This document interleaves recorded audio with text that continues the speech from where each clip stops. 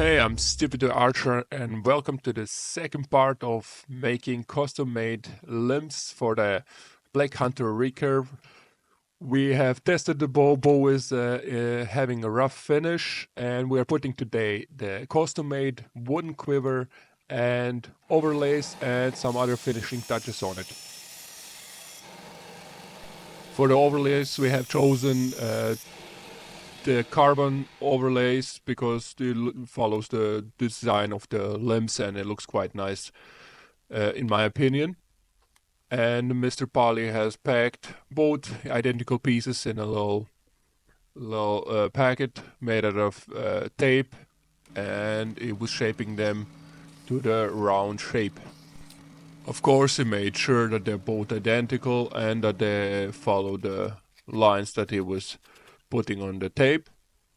And now we are just checking if is everything fitting, and we put some markings on that we know where to sand. Sanding is very important, preparing the surfaces for the glue adhesion. With 80 grit sandpaper, both the material for the overlay and the limb are getting sanded. We glued it all together, gave it a rough shape on a belt sander, and drilled some holes for the limb bolts. Of course, it took all of the rough edges off of it, that we don't do any damage to the bow, and made them all smooth, that we don't have any problems down the road. The same process got repeated for the second limb. Those are some nice looking overlays, if I may say so. After that, the limbs were bolted on the riser, and he kept fitting the limbs to the riser, so it's feeling with the hands, touching and trying to keep the curvatures of the Black Hunter recurve riser, that it fits completely to the limbs. Of course, we are making micro adjustments to the riser on a belt sander, that the limbs are completely having the perfect curves. And after that came the part where he needed to sand it with a hand, because the belt sander is taking quite a lot of material away. As he explained to me, the belt sander, you can get carried away with the belt sander, so you need to be careful. It is a kind of a fine grit sandpaper on it, but you can dig into your limbs and ruin all of your hard work. So if you're doing this yourself, try to be careful with machine sanding in general. And it was making sure that the limbs are flush on the sides as well to the riser. This could make or break looks on your bow. It should be everything flush and look like it's perfectly fitted, and that's why he's doing now micro adjustments with the sandpaper, touching it, feeling it all the time, and seeing which curves he needs to follow, cleaning along the process, and making the sides even more flush.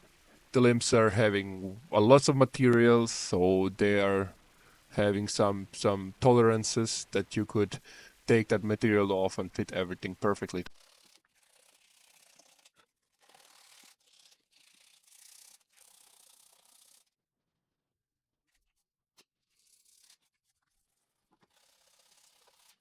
After both limbs have been fitted, the only part is still taking the residue or glue residue from the overlays, cleaning everything, and this is how they're going to look when they're getting the varnish on.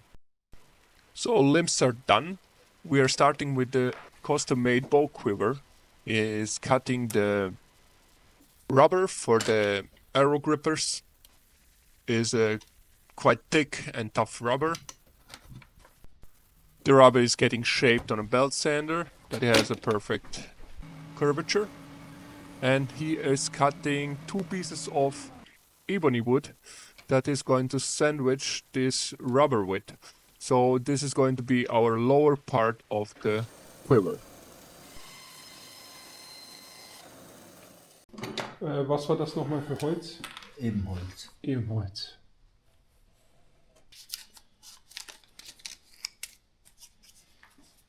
We have cut ebony wood in the same curvature as the arrow gripper rubber part was, and sanded it to the perfect shape as well. Es ist für die Bohrungen Das ist für das ist die Grenze. Ja, genau in den mittleren Strich kommen die Bohrungen für die Pfeile dann. After that, he prepared all of the surfaces for the gluing and sandwiched it together with the glue. After that, it was taking all of the glue residue away from the rubber and from the ebony pieces. The drilling was next on. We measured one of my arrows and took a drill bit that is slightly smaller than my arrow, that the grip is strong and the arrows are not falling out. And then it was cutting the pathways for the arrow and shaping them as well on a belt sander, testing along the way, and sanding the little notches, little grooves, that the pathways for the arrow are perfect and that you don't need to think about any flopping of that rubber that is going to maybe make you problems while you try to put your arrow on.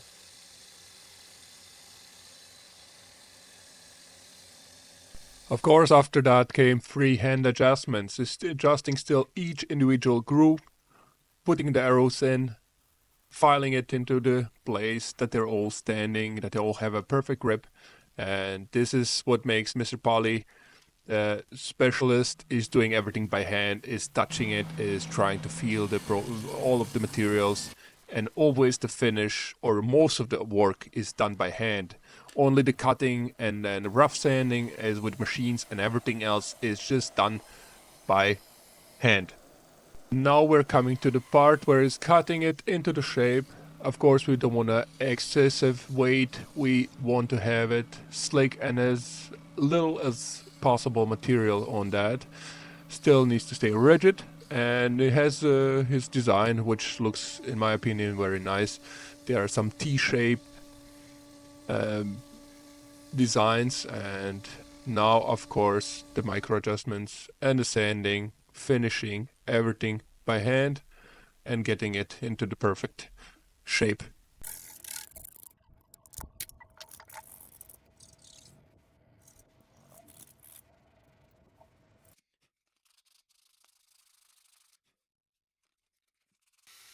After the sanding was done, we have drilled the holes for the screws, which we will place in the middle of those two ebony pieces directly into the rubber. It's getting glued with the 2-part epoxy and gets screwed in very tightly.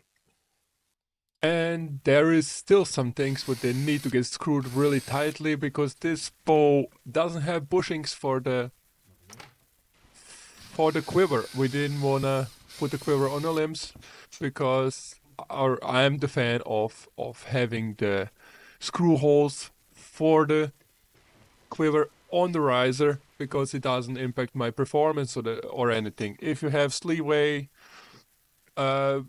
quivers, yeah, that they're also very good, but I'm always, if I have the option, I always choose the option to put the quiver on the riser. It gives it a nice center weight, and it gives it a really no performance downsides.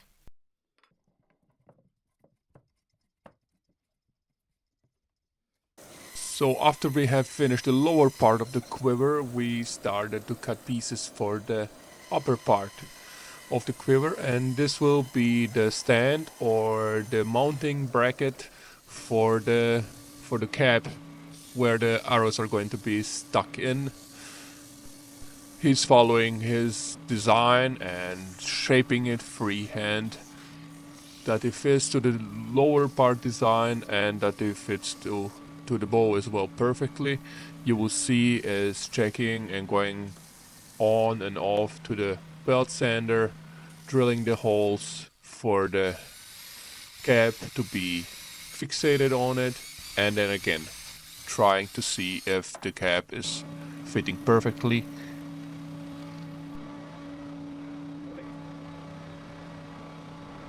After on and off fitment, we had a perfect connection, and we had glued the cap onto this stand. The holes were pre-drilled and the cap is getting fixated with the glue and with some screws.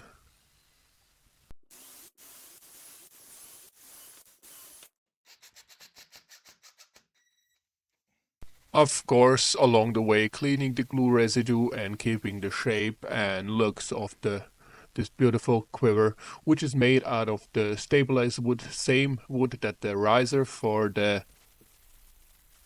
Black Hunter recurves is made. And this is a second hole for the cap. Same process as before, 2-part epoxy and screw in the tightest possible.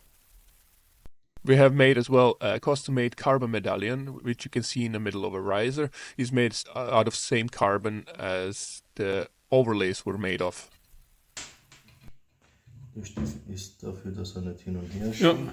We have mounted the quiver on. It looks amazing. It will look more similar to the riser when everything is finished. When we put the varnish on, the bow is 1.5 kilos or 3.3 pounds. Nothing rattles and is tight fit.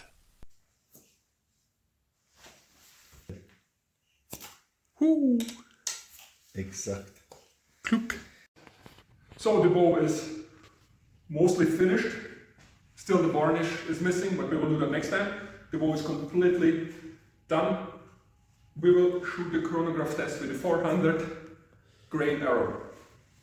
We have, right now we have around 54 pounds, 64 inches of overall bow length.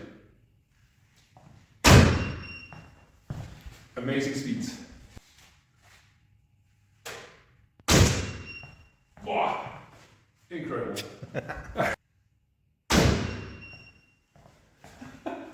And one bonus shot is with 5.7 GPP. Let's see what kind of speeds are we getting. Jesus Christ. This is a speed monster, most definitely.